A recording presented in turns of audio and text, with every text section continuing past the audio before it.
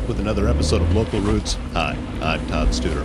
I heard yesterday that the Avoca Farmers Market is going to be launching once again this year on June 4th, and it will be every Wednesday through the end of September. We hope to have organizer Linda Schumacher on a little bit later on this week and talk some more about what's happening at the Avoca Farmers Market, some of the vendors, maybe still time if you want to be a vendor to get signed up. So it's an exciting time of year. I love getting out to the different farmers markets around the area. We are live from the Council Bluffs Farmers Market every Thursday afternoon. We shoot for 4:15, but we don't always make that happen because sometimes it takes us a little bit longer to get set up.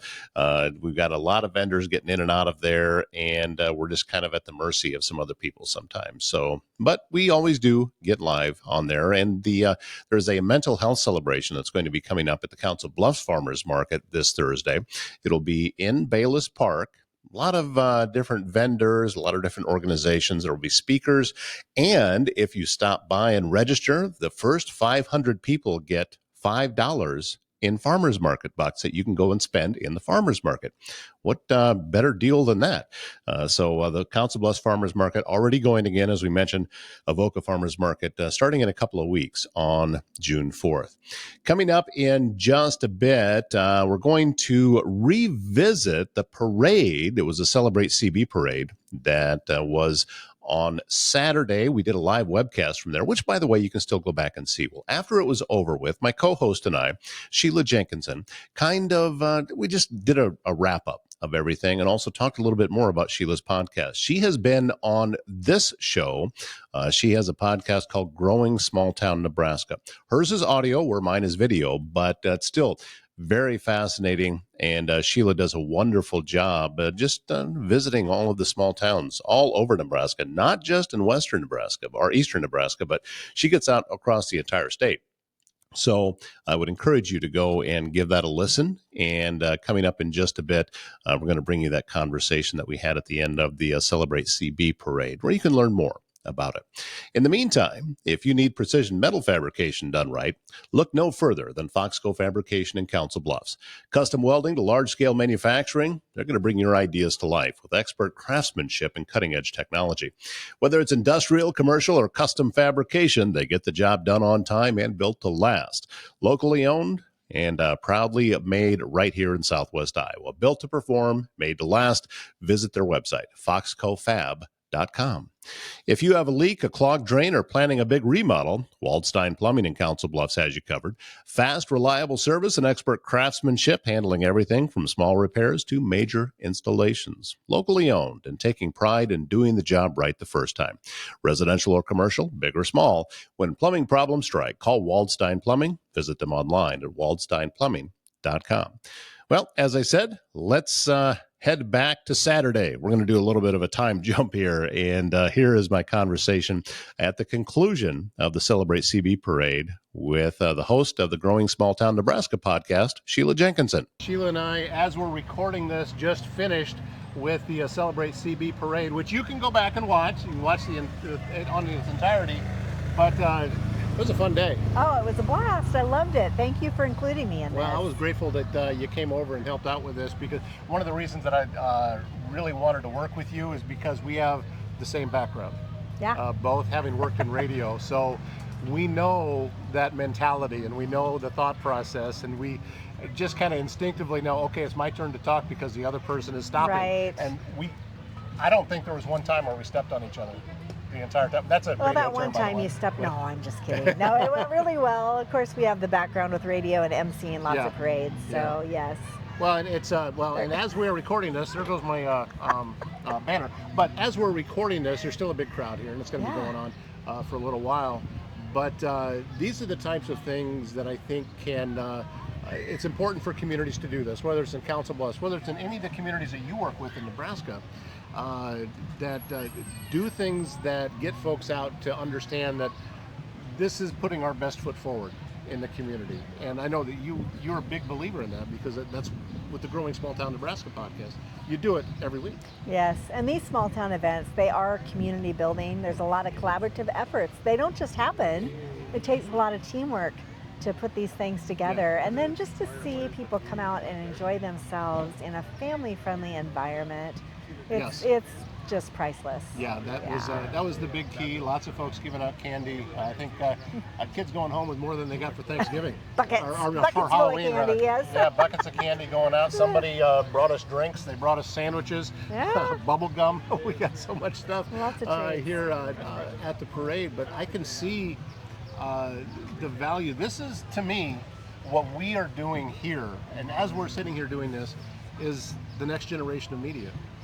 You know, you and I both coming from a radio background, I think things are evolving. Oh, for sure. And as there's so many folks that we personally know that have been in the industry that aren't because they lost their gig or something, this is an avenue for them to be able to continue to do what they love. Because how many of the same muscles do you use doing the podcast that you used to do when you had your radio career? Yeah, it's super similar, but also different. It's fun to decide what it is that we're going to talk about, to decide where we're going to focus our energy and what that narrative is going to look like.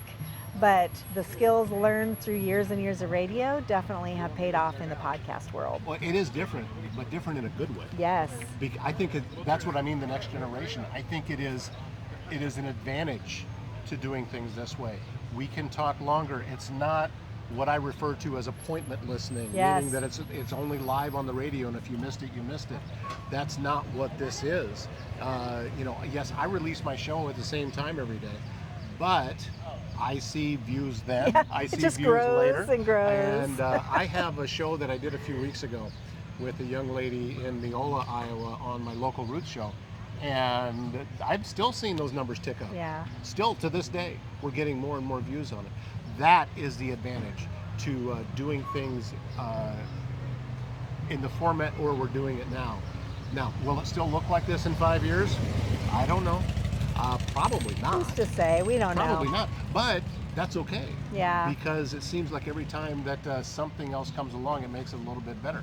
You know, like what we did with the parade. We had multiple cameras. We had multiple microphones. We were able to show so many different things.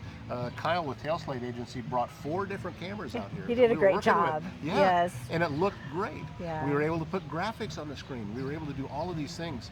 And once upon a time, the only people that could do that is a TV station. Right. But now it's different. Yeah. And it's opened it up to so many more people. This is just me standing on my soapbox preaching to the choir.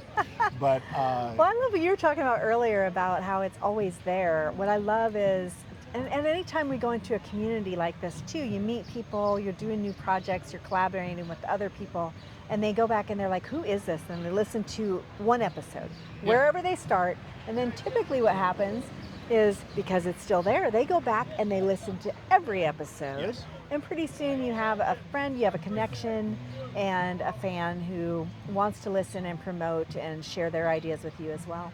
Well, and it also has to be genuine. And I preach this all the time with my podcast clients. When they start asking, well, how long should it be? And I said, that doesn't matter. No. Just don't extend a conversation past where it's at.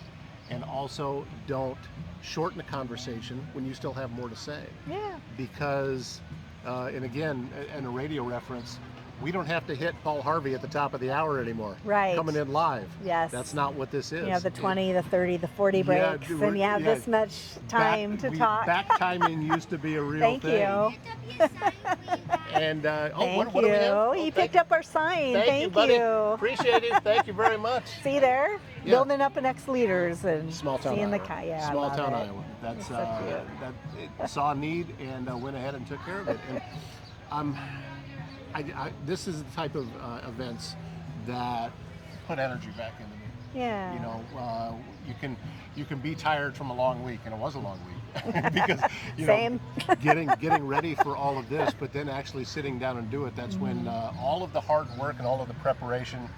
So when we were sitting here doing the parade, the effort was over. Oh, it was so fun. That was the part where we actually get to sit and enjoy it. Yeah.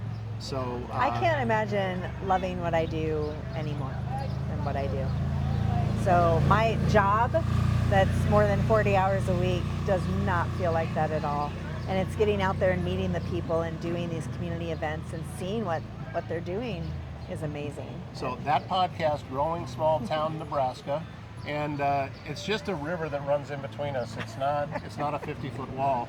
And there's so many things that you do that when I listen to your podcast and I hear you talking with different members of those small communities, well, that just relates exactly to what's happening in Iowa, in the smaller communities that we have around here, that it's important to maintain that particular lifestyle. It's not that urban or rural, one is better than the other. It's a matter of what fits best for you.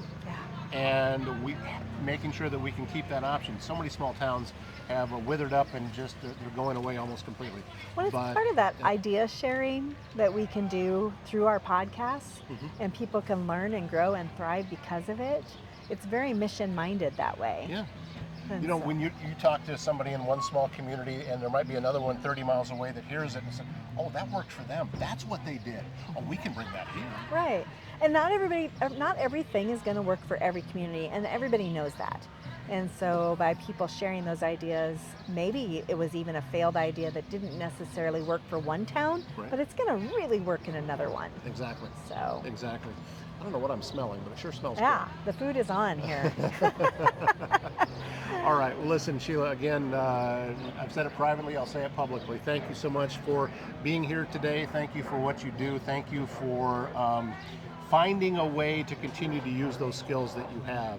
I know that chances are when you first got into radio, you probably didn't realize how good you were. Same as when I first got in, I didn't know where my career was going to take me. Right. But to continue to be able to use it in that way and to be of service to other people, and that's what you're doing. So thank you for doing that. And you know, if you're ever sitting at a parade over in Nebraska and you need some help, you've got one in the bank. That, Sounds good. Okay, I can call in this card. Yeah, I think there'll be some kind of future venture here at some point. I'm sure that you and I will do together, and it's that team effort. Sounds good. Well, thank you again. Thank you. My partner in doing that live webcast of the Celebrate CB Parade is Kyle Ranney of Tail Slate Agency.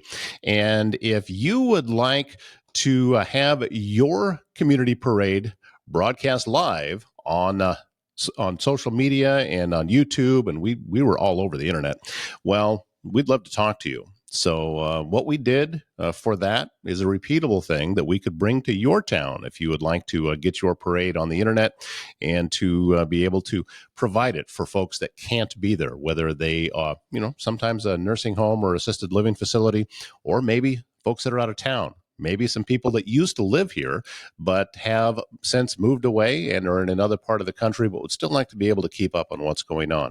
All of these folks, it's a way for them to be able to see what's happening in your community. So if you'd like some more information, send me an email, toddstuder@gmail.com. I'd love to talk to you about it. Castle & Associates of American Family Insurance is your local insurance provider for all of your home, auto, life, business, and farm insurance needs.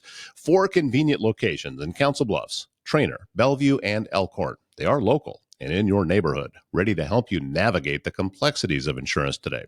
Travis and his team educate, advise, and simplify insurance, all to protect those things you cherish most. Give them a call today for your free quote. And do you or does someone you love need in-home care? Home Care Advocacy Network helps you maintain your own privacy in your own space while still receiving care and support with a personalized touch. Aging in place can be critical for many people. Home Care Advocacy Network can meet those needs with an understanding that assisted living is best at home. HCAN of Southwest Iowa brings the personal touch to care at home in Glenwood, Red Oak, Clarinda, Council Bluffs, all the surrounding communities. Visit hcan.com/Southwest Iowa to learn more. Well, that wraps up the show on this Tuesday. Thank you so much for all of the supporting comments that I keep receiving, and getting a lot of great tips on guests to bring onto the show. We're going to be making contact with all of those people and hopefully having them on very, very soon. I hope you have a wonderful Tuesday. My name is Todd Studer. We'll see you back here again tomorrow morning.